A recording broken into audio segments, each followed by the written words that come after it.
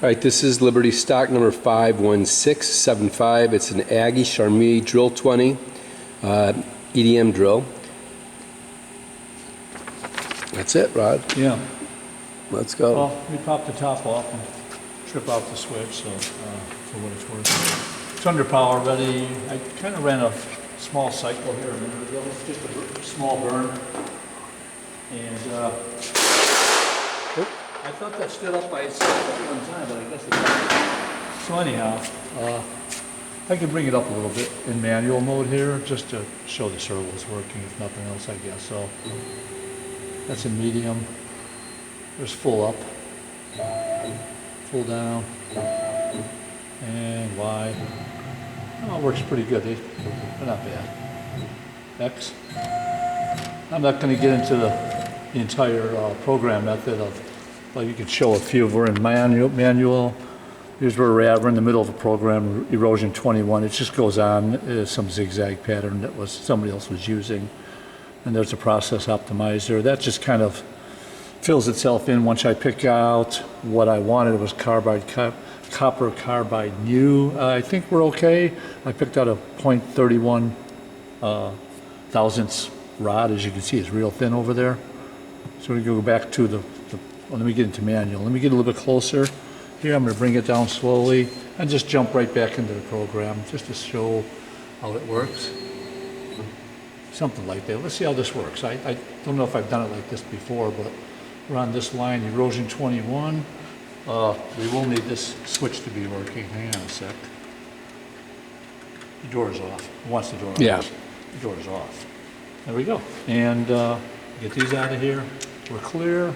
Let me try cycle start. And current position. Oh, it knows I changed it from where it was at in the auto cycle. So I'm just going to hit OK to burn from the current position. It should find its way in there. Yep. There he is. Turning. Coming down. Getting close on this.